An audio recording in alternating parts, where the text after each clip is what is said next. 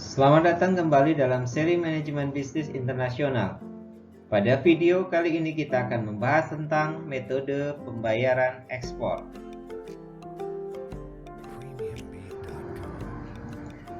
Dalam perdagangan internasional, metode pembayaran terbagi menjadi dua kelompok. Kelompok pertama adalah pembayaran non-LC. Pembayaran non-LC terdiri dari pertama advance payment, kemudian collection, counter trade, consignment atau konsinyasi, dan open account. Kemudian pembayaran non-LC terdiri dari pembayaran LC lokal atau SKBDN, surat kredit berdokumen dalam negeri. Yang kedua adalah LC internasional.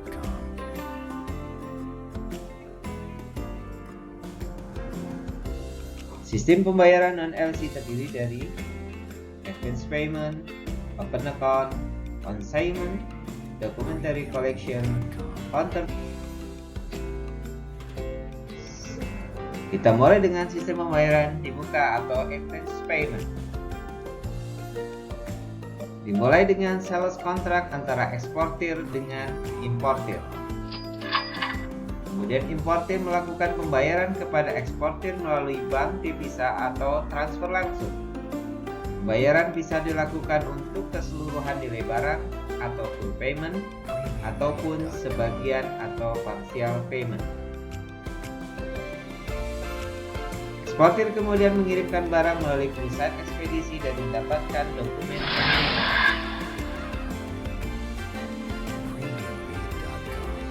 Dokumen pengiriman ini kemudian dikirimkan bersama dokumen lain kepada importir. Dengan berbekal dokumen tersebut, importir mengambil barang di perusahaan ekspedisi.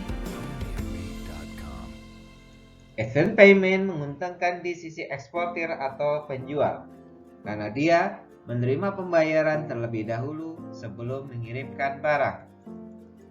Di sisi lain, importir atau buyer memiliki risiko jika eksportir tidak mengirimkan barang sesuai waktu yang disepakati atau mengirimkan barang tetapi kuantitas dan kualitas barang tidak sesuai dengan kesepakatan.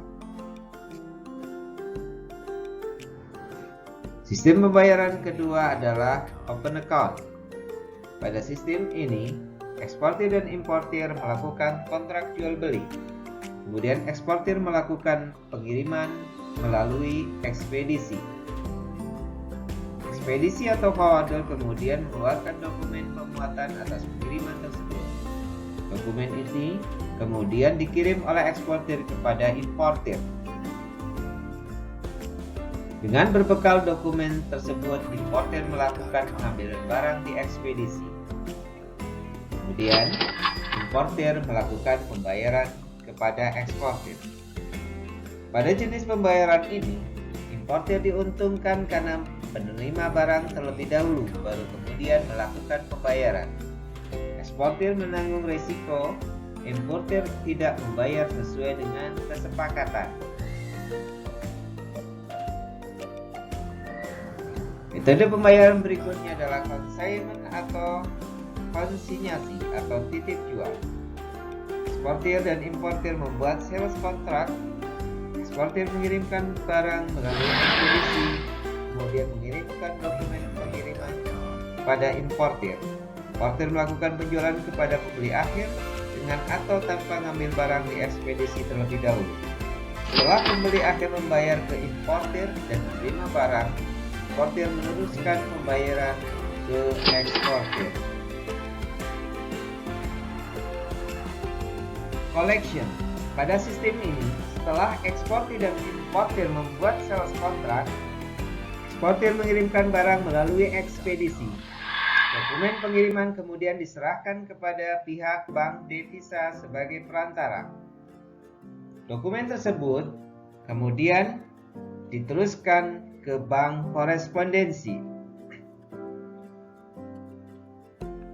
Setelah bank korespondensi menerima pembayaran dari importir, bank korespondensi menyerahkan dokumen pengiriman tersebut kepada importir untuk kemudian digunakan untuk mengambil barang di ekspedisi. Bank korespondensi kemudian mengirimkan uang kepada bank devisa untuk diteruskan kepada eksportir. Counter trade merupakan pertukaran barang antar pihak dalam negeri dengan pihak luar negeri. Bisa dilakukan antara pemerintah atau antar pihak swasta. Ada beberapa variasi counter trade, di antaranya adalah barter, counter purchase, dan payback.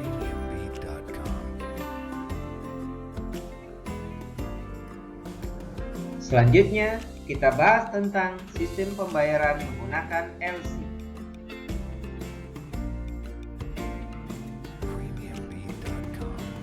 LC atau Letter of Credit adalah surat yang diterbitkan oleh bank atas permintaan importir atau aplikan, ditujukan kepada advising bank untuk kepentingan eksportir.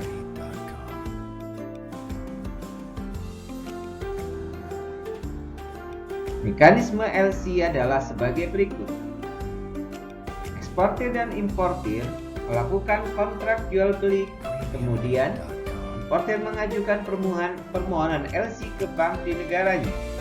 Bank tersebut kemudian melakukan konfirmasi kepada bank yang ditunjuk di negara pengekspor. Kemudian, bank korespondensi mengeluarkan LC advance. Eksportir kemudian mengirimkan barang melalui pihak forwarder dan mendapatkan bukti pengangkutan atau bill of lading atau BL. BL, dokumen lain, dan LC kemudian diserahkan ke bank untuk mencairkan LC. Bank kemudian meneruskan dokumen-dokumen tersebut kepada bank di negara pengimpor. Kemudian bank memberikannya kepada importir. Importir kemudian mengambil barang di forwarder dengan menyerahkan dokumen pengiriman tersebut.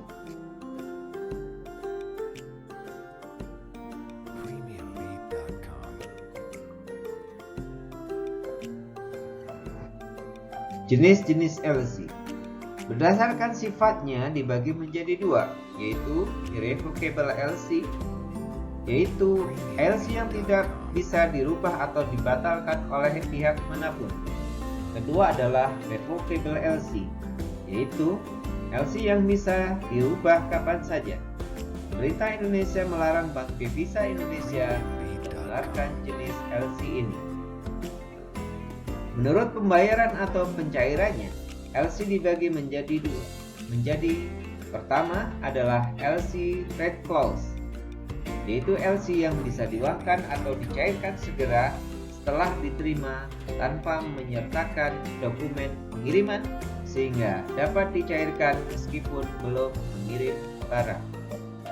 Jenis kedua adalah side LC, yaitu LC yang bisa diuangkan segera setelah pengiriman barang, yaitu dengan menunjukkan bukti pengiriman barang atau BL dan dokumen lainnya.